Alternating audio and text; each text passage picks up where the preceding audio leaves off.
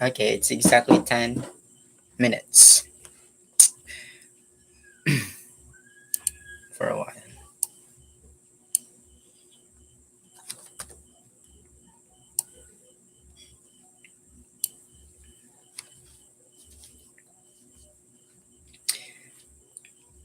Okay.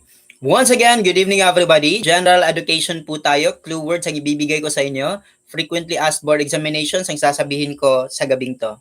So if I were you, stay tuned. Tapusin niyo po itong video na to dahil lahat po ng sasabihin ko ay mahalaga and lahat po ng ituturo ko po ay dapat niyo pong malaman. Okay? General education po, 20% siya sa mga may majorship. 40% naman po siya sa mga BE-Ed. Mahalaga ba siya? Yes. You have to get 95 in the board examination sa Gen Ed. Bakit? Yun po yung hihila pataas sa yung rating kapag babagsak ka man sa major, babagsak ka man sa Prof Ed, at least yung general education mo hihila sa'yo.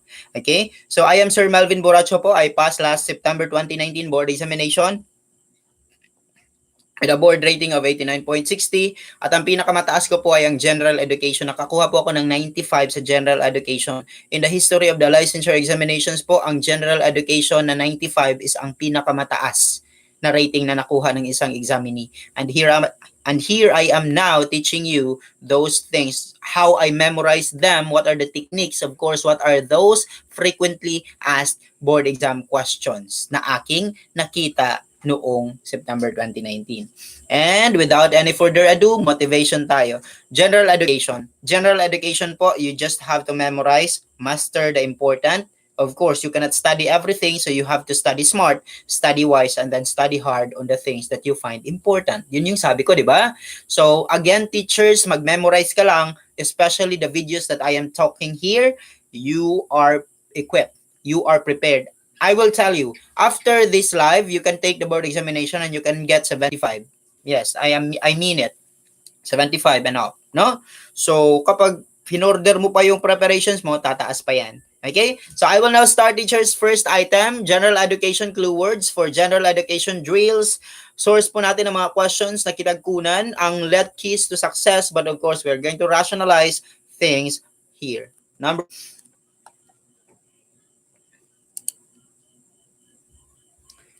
The Philippine Constitution explicitly recognized that the authority at all times supreme over the military. Its goal is to secure the sovereignty of the state. What is sovereignty, guys? Sumalabas to sa board examination. Sovereignty is the freedom from foreign control. Ibig sabihin, hindi pwede makikialam ang Amerika, ang Japan, ang China, ang UK sa Pilipinas because we are a sovereign state. That means we are free from foreign control. Now, let's go to the choices. Presidential, democratic, civilian, parliamentary. Actually, guys, A, B, and D are types of government. So, they're not the correct answer. It looks for a certain term na mag-fit sa ating hinahanap, di ba?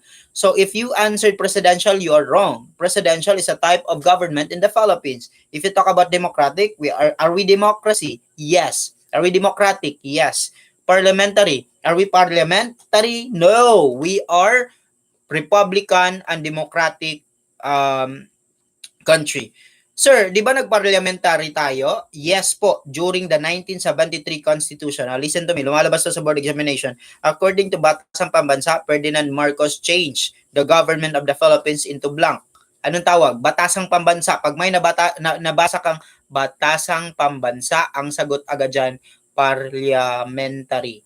Ano ba nangyari kay Marcos? Yun yung, ang ginawa niya kasi, inabolish niya yung Congress. Ibig sabihin siya na yung magpapatupad ng batas, siya pa yung gumagawa ng batas. That's the parliamentary government. Did you get it, guys? So the correct answer for this one is civilian. Civilian. Number 2.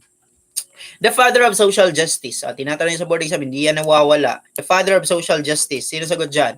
The father of social justice is none other than A. Claro M. Recto, letter B.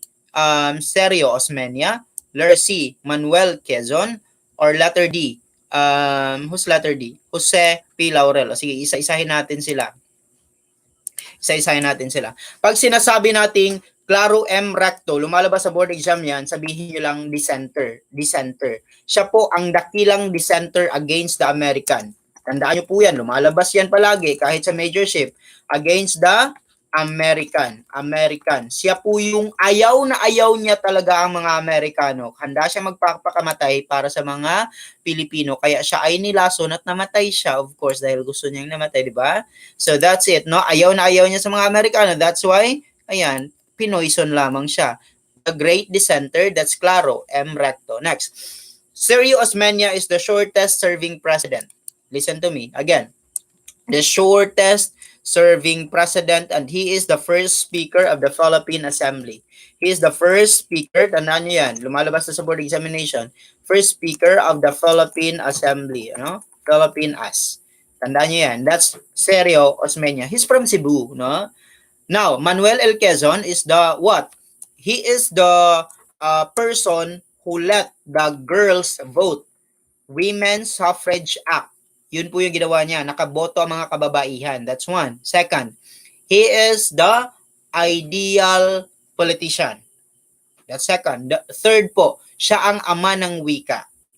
And then fourth, siya ang ama ng hustisya. He's the father of social justice. Okay? Now, Jose P. Laurel is the puppet president. Everybody say, puppet president. During the 1943 Constitution, siya po yung puppet na mga, Japanese, no? Japanese. Pero sa mga social science teacher dyan, hindi naman siya gaanong puppet. No, alam natin yan. Dahil siya po ay sumusunod lamang sa order, pero hindi ibig sabihin na winawalang hiya niya ang mga Pilipino. In fact, si Jose P. Laurel po ayaw niyang may bodyguard ng mga Hapones. He can handle himself. I fought not for the Americans, I fought for the Filipinos. That's what he said. Pero history will sometimes judge us wrongly. That's why he is considered as the puppet president. I-drill nga natin. Who is the great dissenter? Claro M. Recto. Who is the shortest serving president?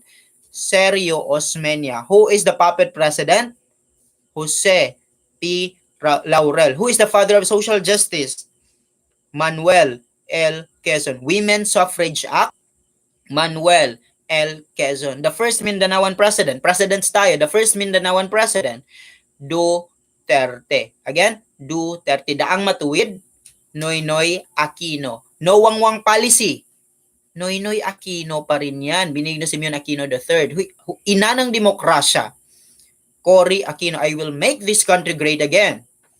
Marcos. Man of the masses. Magsaysay. Guy of the masses. Magsaysay. Father of the masses. Joseph Ejercito Estrada. Father of the masses. Joseph Ejercito Estrada. The president who is not elected by the people. Emilio Aguinaldo. What is the document that is being issued by Bonifacio rejecting Emilio Aguinaldo as president? Acta de Tejeros. Philippine Autonomy Act. Garcia. Again, Garcia. Transfer the independence from July 4 to June 12. Macapagal. What else? Okay, what about for the Filipino First Policy? Garcia. So, Social Security Commission. Elpidio Quirino. Is it clear? Okay. Let's proceed. I hope malinaw, teachers. I hope malinaw. Okay, yun po yung mga dapat yung tandaan. And we are now here in the third item. An act or law that led to the granting of the 10-year transition period. Okay, what's the clue word here? The 10-year transition period. Okay, so ito yan, ang Here Hos Cutting Bill, ito yung unang pangalan ng tidings. Tandaan nyo yan. Ang Here Hos kasi, ang may pakana niyan ay si Osmeña at si Rojas. Okay? Si Osrox movement. Tandaan nyo po to. Si Osmeña at si Rojas, pumunta ng Amerika, sabi nila, we want independence. Binigay ng Amerika. Pero nung pag-uwi nila rito, pumunta sila kay Manuel L. Quezon na siyang naging presidente noong 1935. Ang ginawa ni Manuel Quezon, inadapt niya, pinalitan niya ng Tidings Macdofilo. Tidings Macdofilo. So kung nakita ninyo, Tidings merong T. So Tidings 10. Tidings 10. So kapag nakakakita ka po ng P, tidings na yan. Okay? Now, what is parity rights? Parity rights is stipulated in the Bell Trade Act. Okay? Bell Trade Act. Listen to me. Bell Trade Act. Ano po ba ang Bell Trade Act? Ganito yan. Nung nakalaya ang mga Pilipino sa mga Japanese, pinapirma tayo ng tinatawag nating batas na Bell Trade Act. Sino pumirma? Si Rojas. Ang ginawa ni Rojas po, wala siyang choice kasi sirang-sira ang Pilipinas noong World War II. So ang ginawa niya, nagpirma siya niyan at isa sa mga provisions niyan ay ang parity rights. What is parity rights? Ang mga Amerikano daw, they have the right to use our natural resources. They have also the right to build military bases that until now meron pa rin. Okay? The visiting forces in the Philippines, di ba? Independence law ay wala na yan. So the correct answer for this one is Tidings-McDuffie law. That's 10-year transition. Ang mga kasamang mga batas dito ay ang tinatawag nating PAIN, no? Piney-Aldrich Act. Oh, what's your clue word for Piney? Piney. Letter P, partial. Oh, ito na yung mga clue words ha. Partial free trade. Again, tandaan nyo po, kapag Payne-Aldrich or Piney-Aldrich Act or law, ang tatandaan nyo dyan, partial free trade. Bakit may partial? Sir, bakit may partial, sir? Kasi meron kasi ditong tinatawag na full free trade. Pero hindi na siya si Payne-Aldrich. Hindi na siya si Payne-Aldrich. Sino na ba yun, sir? Sino na ba siya? Si Underwood, no? Si Underwood-Simmons Act, no? Si Underwood-Simmons. Tandaan niyo po yun. Kapag Payne-Aldrich, partial. Kapag Underwood-Simmons, full free trade. Kapag Tidings-McDuffie law, 10 years transition. Malinaw, teachers. Now, next item. I hope that you guys are following. Kung mabilis man po ako, I will upload this one later and you can just see this in your convenient time. Okay? Again, i-upload ko po ito. Now, let's go to English literature. This is a Geoffrey Chaucer's collection of stories in a poetic form. Sige. Malinaw ba? Okay, wait for a while. Okay. This is Geoffrey Chaucer's collection of stories. Sige. This is all about the literature. American English literature. A. Canterbury Tales. Actually, Canterbury Tales is one of the most influential books in the world. How many influential books in the world? 12. Okay? 12 books in the world. And the most influential of that one is none other than the King James Bible. Okay? Tandaan nyo po, the most influential, the King James Bible. And then what is the greatest lyric poem? What is the greatest lyric poem? Is the Psalms of King David. Tandaan niyo po ito, lumalabas po ito. Psalms of King David. Now, Decameron, Iliad and Odyssey. Iliad and Odyssey is a work of Homer. Okay? Ang main character dyan is si Ulysses. Beowulf. Who is Homer? Ang lumalabas kasi dyan kay Homer, eto, vivid, basta may salitang vivid descriptions of geographical features. Vivid descriptions. Okay? Basta may vivid descriptions, sagot dyan, Homer. Again, vivid descriptions, Homer. Now, Beowulf. Beowulf naman po, this is the first great work. This is the first great work of English literature. First great work. Sige, first great work na lang. Again, first great work of English literature, Beowulf. The greatest English writer, Shakespeare. The greatest sonnet writer, Shakespeare. The Bard of Avon, Shakespeare pa rin. Iliad and Odyssey, that's Homer. And then Decameron, Canterbury Tales. That's Chaucer. Okay? Again, Canterbury Tales, that's Chaucer. Lumalabas din sa board examination, what is the pen name of Mary Ann Evans? Sagot, George Eliot. Okay? Saan inspired ang No Limit ang Here? Kay Harriet. Okay, Harriet naman. Harriet Beecher Stowe. Again, saan inspired? Kay Harriet Beecher Stowe. Ano sinulat niya? Uncle Tom's, no? Uncle Tom's Cabin. Okay, Uncle Tom's Cabin. Wait for a while. Uncle Tom's Cabin. Ayan. That's for No Limit ang Here, no? What about for the El Filibusterismo? El Filibusterismo naman po is inspired siya sa The Count of what? The Count of Monte Cristo. Sino sumulat? Alexander Dumas. Okay? So, I hope malinaw po siya. Ulitin natin. Again, saan inspired yung No Limit ang Here? Sa Uncle Tom's Cabin. Saan naman yun inspired ang El Filibusterismo?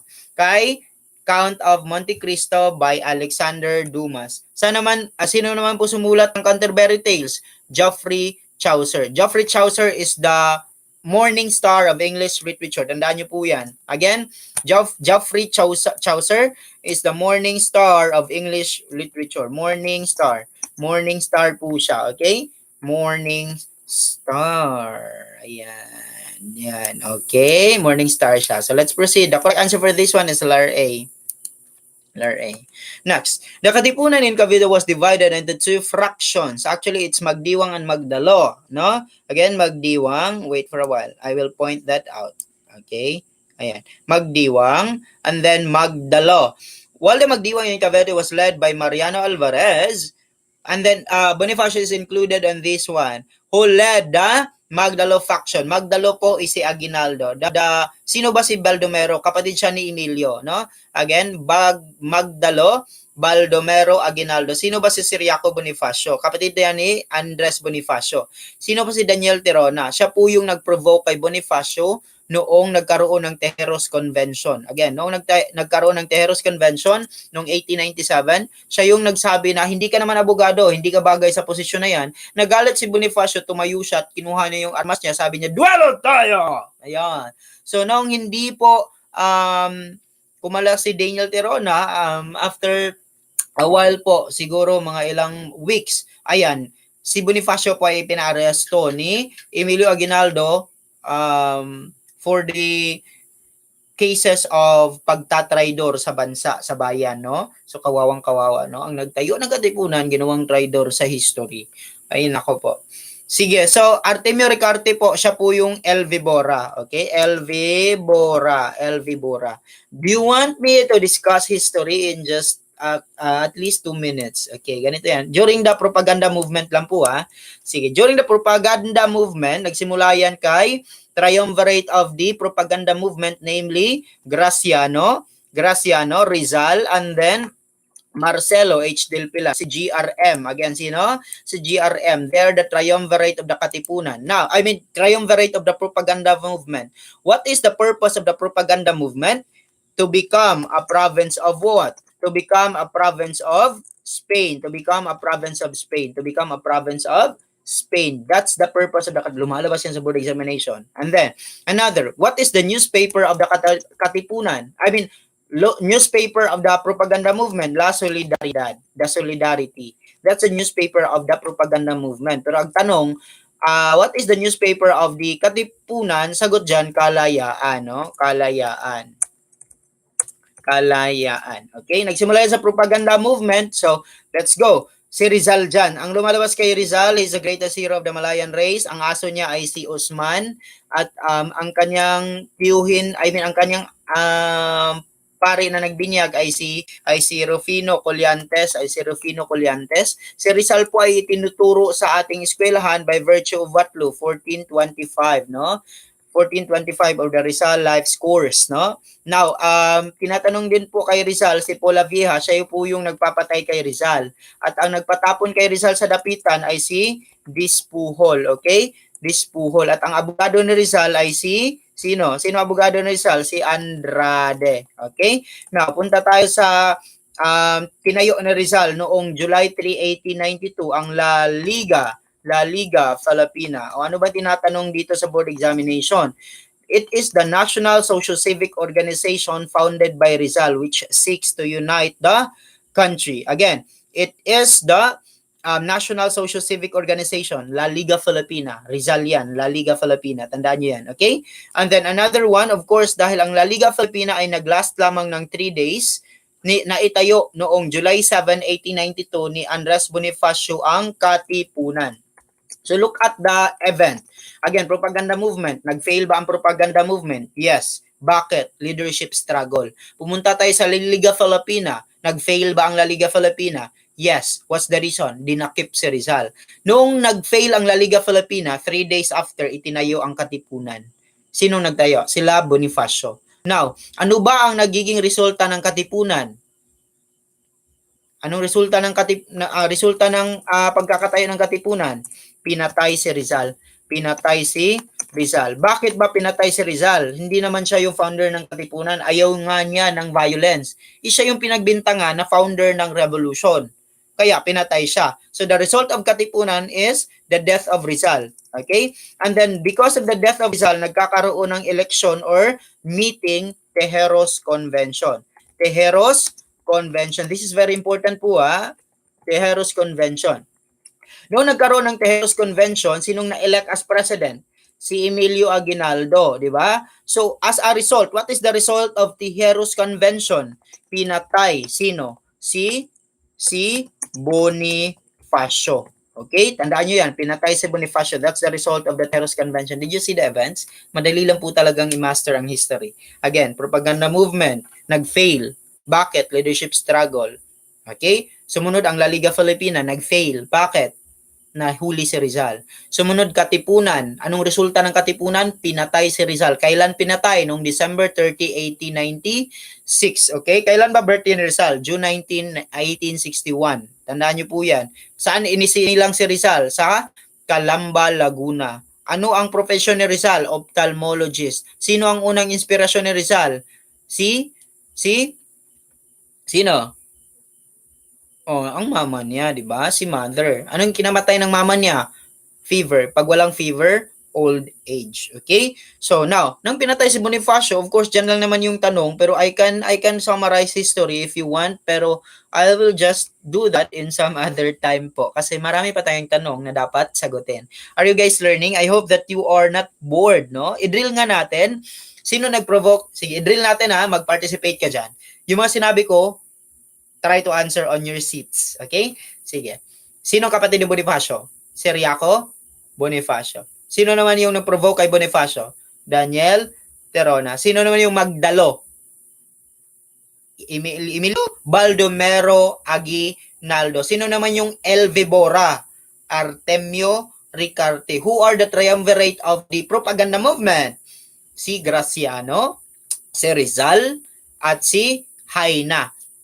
Sino ang greatest hero of the Malayan race? Rizal. Sino naman yung naggawa ng isang term na Philocracia? Del Pilar. Okay? Fray Butud. Haina. First editor of the La Solidaridad. Haina. Second editor, Del Pilar. Tandaan nyo po yun, ha? Okay? Now, ano ang pinaka-objective ng propaganda movement? To become a province of Spain. Nag-fail ba to? Yes. What's the reason? Struggle of leadership. Ano ang itinayo pagkatapos ng propaganda dito sa Pilipinas? La Liga Filipina. Anong question sa board exam dyan? It is a national social-civic organization founded by Rizal. La Liga Filipina. Nag-fail ba? Yes. Bakit? Nahuli si Rizal. Nung nahuli si Rizal, anong isinilang?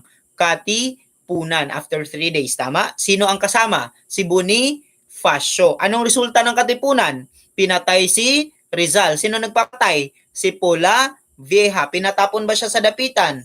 Nino? Ni Puhol. Pinatay si Rizal. Tama? Kailan? Noong December 30, 1896, 7 o'clock in the morning. Sinong aso ni Rizal? Usman. Ano ang batas na ituturo si Rizal dapat? 1425. Now, let's go to the result of the Katipunan. Patay si Rizal, di ba? Nung pinatay si Rizal, anong nagkaroon? Tejeros Convention. What is the result of the Tejeros Convention? Pinatay si Bonifacio. That's how easy history will be if you are just interested to learn about them. Let's continue, teachers. Are you guys learning? Let me just announce the final coaching will be on September 18 to 19. If you wish to join, you can just message me on Facebook, Melvin Buracho or Melvin Osabel Buracho if you want to join. Okay? And I tell you, please do not miss that one. Next, ang tinatawag na madamdaming manunulat ni Carmen Guerrero Nakpil ay si Alejandro Aga pala, si Alejandro Abadilla, Lardy, si Teo S. Bailen, si Virgilio Almario, or si Teodoro A. Agoncillo. Actually, it's letter B. It's letter B, no? It's letter B. Next, cuneiform is a system of writing first developed by the Phoenicians, Sumerians, Greeks, Romans. So, sige, sagutin nyo muna yan. I will just read your comments. Good evening, good evening. Okay. Lakas ng ulan. Mag-headset ka, ma. Mag-headset po kayo. Wala pong ulan dito sa amin, eh. Okay.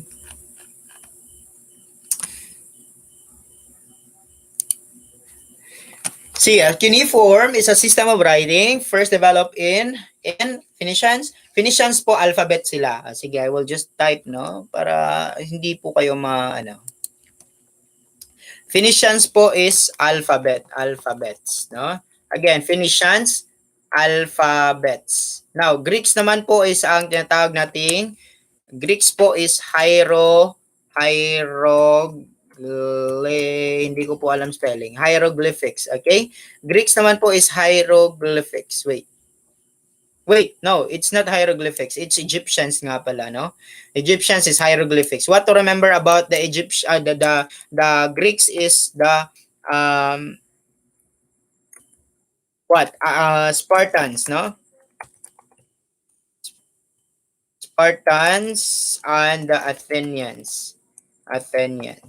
Okay. Ganito 'yan. Pag sinasabing Spartans, military. Pag sinasabing Athenians, human capabilities. Tandaan niyo po yan. Lumalabas yan sa board. Again, pag Athenians po, human capabilities. Talino, human capabilities, no?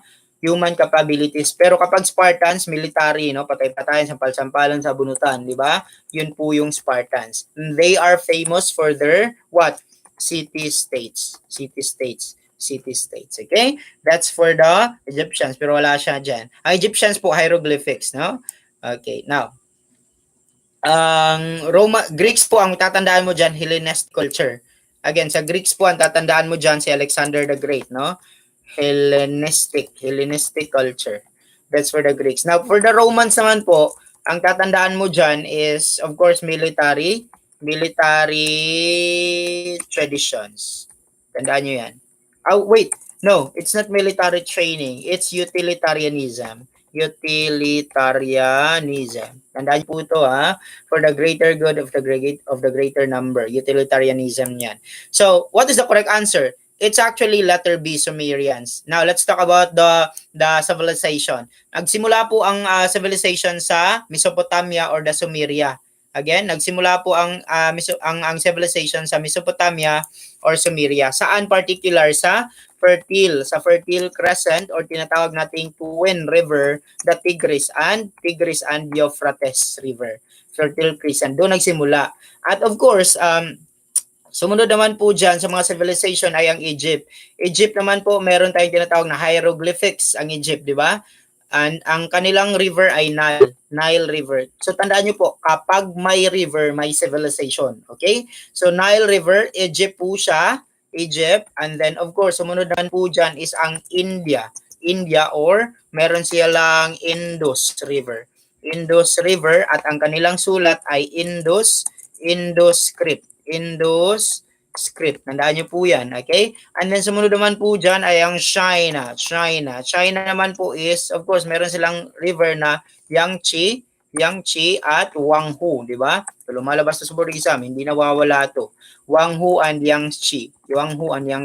So sulat nila ay ang tinatawag nating calligraphy, okay? Malinaw. I hope that malinaw po ito. So Phoenicians po, alphabet sila. So the correct answer for this one is none other than letter B, no? Letter B. Next. The first state in the world's history where all human capabilities. Ito, sagot kanina. Sinabi ko na to kanina. What's the correct answer? Rome? No, it's Spartans. I mean, it's Athenians. Bakit? Di ba sinabi ko kanina, human capabilities or mentalidad, no? Utak. Bakit? Sino ba yung patay-patay sampal-sampalan sa bunutan? Spartans, military training kasi sila, no? Germans, no, they're not part of it. So that's Athenians. Rome's utilitarianism. Tandaan nyo yan, okay? Utilitarianism. Next. It shall have the sole power to try access all impeachment. It is the removal of the office of the president and some other offices in government, the Chief Justice, no, the COA, Civil Service, what else? Basta nag-execute sila ng functions. So what's the correct answer, guys? Okay, what's the correct answer?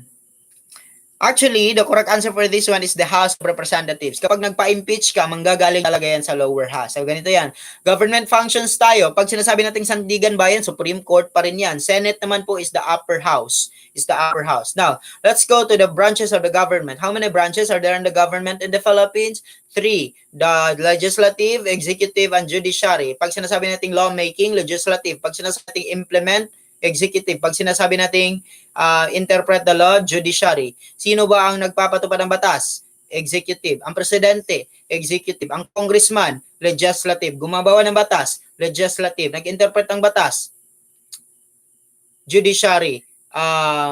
Led by the Chief Justice. The first impeached government official was the Chief Justice Renata Corona. Now let's go to the powers of the government. The powers of the government is tatlo rin: taxation, police power, and eminent power or expropriation. Kapag sinasabi nating taxation, ito po ay charge of burden. Pag sinasabi naman po natin na expropriation, ito po ay ang kapag may lupa ka at ang lupa mo ay gustong gawa ng hospital ng mga tao sa gobyerno, wala kang magagawa dyan, but you will be given the just compensation or the fair market value, bibigyan ka ng pera, bibilhin nila yan sa iyo at wala kang magagawa, kundi ibibigay na rin lang sa iyo. Okay? Ayun sa kanila. Dahil public use naman yan. Now, police power po, general welfare of the people. Kapag may bahay ka dyan na malapit na masira, pwede yan sirain ng gobyerno dahil makaka-disgrasya yan ng tao. That's how easy that the function of the government. Again, charge of burden, taxation. What about for redirecting the private property to public use? Expropriation or eminent domain. What about for the general welfare? That's for the police power. That's the function of the governance. What is the elements of the state? O, di ba may element ang state? What are the elements of the state? Sige, sabihin mo na lang to, PSGT. P for population, S for sovereignty, G for government, T for territory. So, ang Pilipinas ba may population? Yes. Isa ka dyan. May sovereignty ba ang Pilipinas? Yes. We are a sovereign state. Ibig sabihin, we are free from foreign control. May gobyerno ba ang Pilipinas? Yes. We are having a government. May teritoryo ba? Yes. Okay? Meron tayong teritoryo. So, that's PSGT. So, dahil meron tayo apat yan, tayo ay matatawag na state. That's the element of the state. Okay? Malinaw po ba?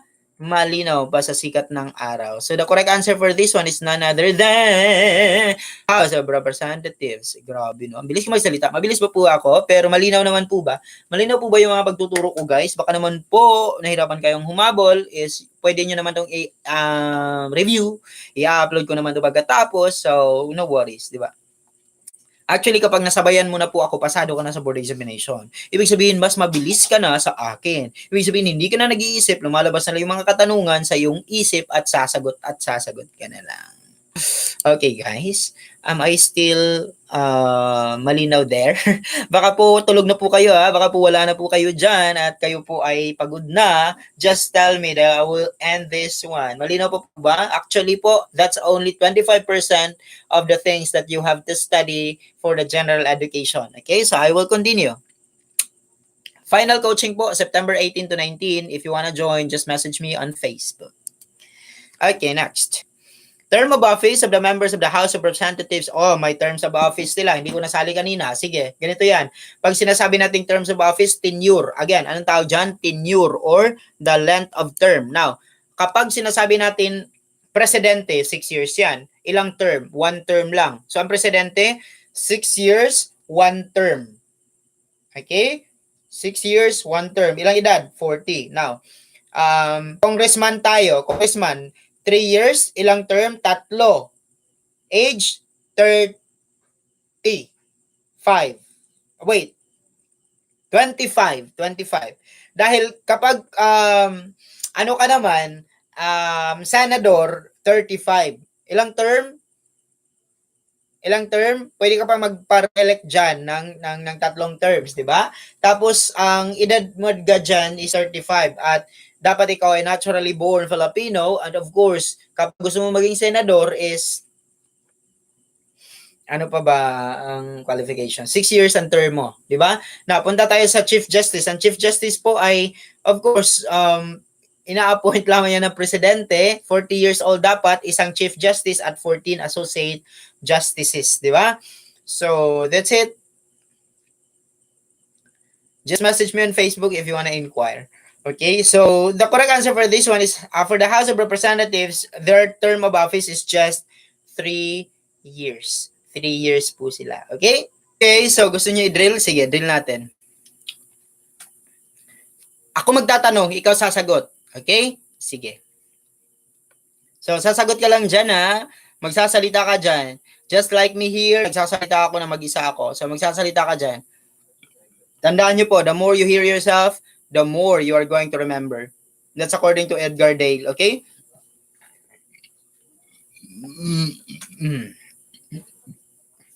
I-drill natin. Drill. Wait for a while. Okay.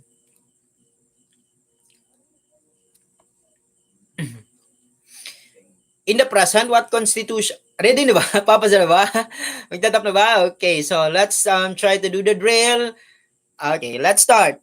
Ilang term ba mayroon ng presidente? Isa. How many years siya dapat mag-siservisyo? 6. How many branches are there in the government? 3. Who implements the law? Who implements the law? Executive. Who creates the law? Legislative. Who interprets the law? Judiciary. It is the power of the government to put charge of burden. Taxation. What about for the general welfare of the people? Police power. What's the last one? Expropriation. Sino ang nagpapatay kay Rizal? Pola Vieja. What's the objective of the propaganda movement? To become a province of Spain. What is the newspaper of Katipunan? Kalayaan. Who established the La Liga Filipina? Rizal. What is the National Social Civic Organization founded by Rizal? La Liga Filipina. First editor of La Solidaridad? Graciano Lopez Haina. Second editor? Marcelo H. Del Pilar. La Frailocracia. Marcelo H. Del Pilar. What is the pen name of Mary Evans? George Eliot. Saan inspired ang No Limit Tangere? Uncle Tom's Cabin. Saan inspired ang El Filibusterismo? The Count of Monte Cristo. Sino nagsulat ng Canterbury Tales? Geoffrey Chaucer. What is the theme for Merchants of Venice? Patay ka dyan. Mercy is spontaneous and freely given. Again, mercy is spontaneous and freely given. Who is famous for his detective and horror stories? Edgar Allan Poe. Who is the morning of the English literature? Geoffrey Chaucer. Who is the greatest English writer? Shakespeare. Again, Shakespeare. Who is the Bard of Avon? Shakespeare. Again, Shakespeare. Sino nagpapatay kay Bonifacio? Actually, hindi pa identified pero pinagbibintingan nila si Emilio Aguinaldo. Presidents naman tayo. Man of the masses. Magsaysay. Father of the masses. Estrada. No Wangwang policy. Benigno Simeon Aquino III. First Mindanaoan president. Duterte. The first president who is not elected. Emilio Aguinaldo. What is the document that rejects Emilio Aguinaldo? Acta de Tejeros. Ina ng demokrasya. Cory Aquino. Ama ng demokrasya. Andres Bonifacio. The Filipinos are worth dying for. Benigno Simeon Aquino.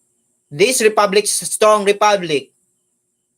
Arroyo. Again, Arroyo. Who transferred the independence from July 4 to June 12? Macapagal. Filipino First Policy. Garcia. I will make this country great again. Marcos. 10-year transition. Tidings Macdofilo. Partial free trade.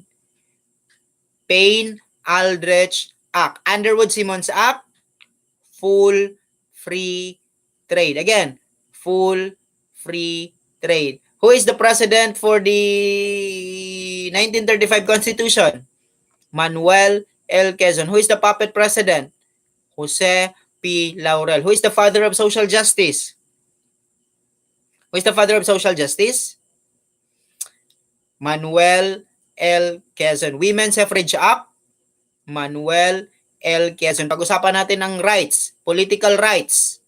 Right to vote and right to seek public office. Again, right to vote and seek public office, political rights. Right to vote, suffrage. Right to vote, suffrage. The right to life, liberty, and happiness, civil rights. The right to life, liberty, and security, writ of amparo. The right to privacy of information, writ of habeas data. Bring me the body, writ of habeas corpus. The right to live in a healthy and nice environment, writ of kalikasan. Writ of kalikasan. Science naman tayo. What treats oil spill? Bioremediation. What causes fish kill? Red tide. What causes red tide? Dinoflagellates. Dinoflagellates or the mollusks. Mollusks. What happens when there are too much algae in a sea or canal? The fishes will eventually die. Bakit? Magkakaroon sila ng suffocation dahil wala ng oxygen. What is the product of photosynthesis? Glucose and oxygen. When do plants take in oxygen? At night. When do plants take in carbon dioxide? During the day. Huminga sila ng carbon dioxide. Tama? What is the product of cellular respiration? Carbon, ATP, and water. What are the three macromolecules? Three macromolecules, lipids or fats, proteins, and carbohydrates. What are the most abundant elements in the human body? Everybody say chon. Carbon, hydrogen, oxygen, nitrogen. What is the simplest element? Hydrogen. Hydrogen. Guys, nasundan nyo pa po ba ako? Okay. Well, we'll do that more often, no? Sige. So, I think marami na po ako nasabi and those things are very important. I will do more drills like this. Did you like what we did? Did you like? Nagustuhan niyo po ba 'yun? or masyadong mabilis or were you able to answer? Were you able to answer, guys? Just tell me. Ayos po ba? So kapag tinitingnan mo yung camera, nagka-eye to eye tayo.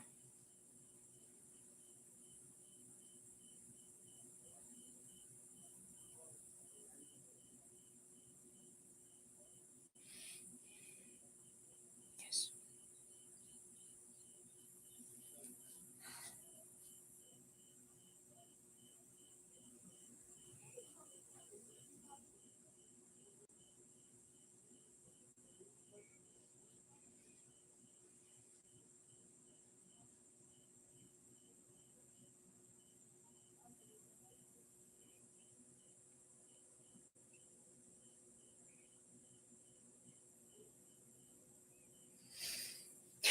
Talino mo, sir. Hi, Sir Rolando Laroya. Hello, sir. Grabe, super galing. Thank you so much.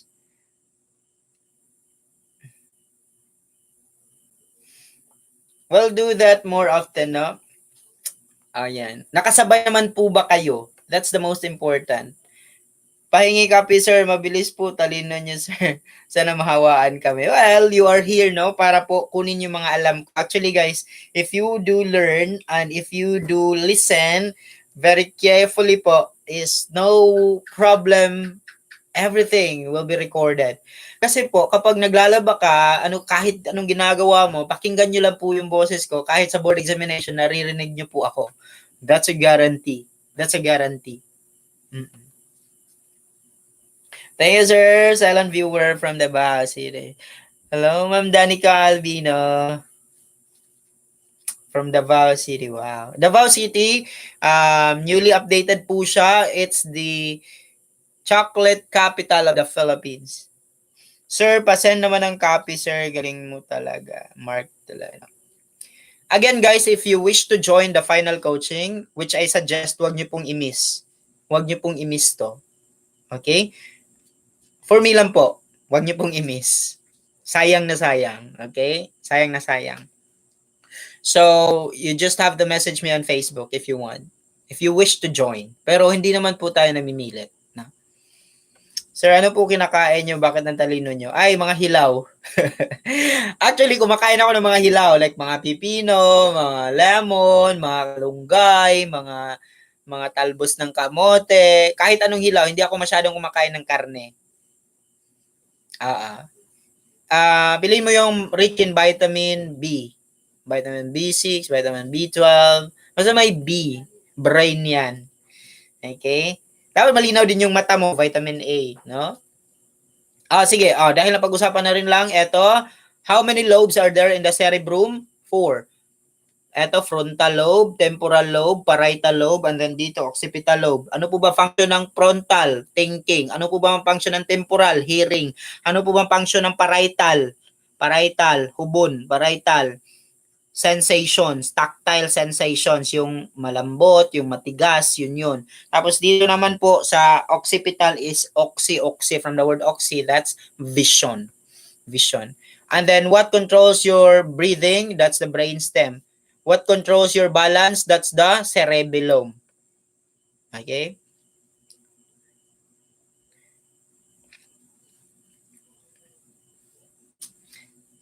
Nung ako po ay nag-take ng board exam, wala pong ganito. So I have to read on my own. Kaya po, ganito na lang po na master ko yung lahat.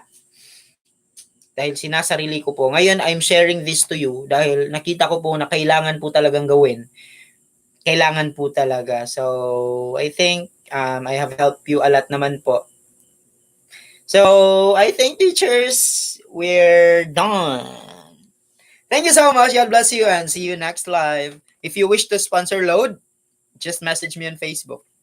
Okay? Para po sa ibang live na gagawin natin. Goodbye. God bless you and see you next meeting. Good night. Happy Sabbath.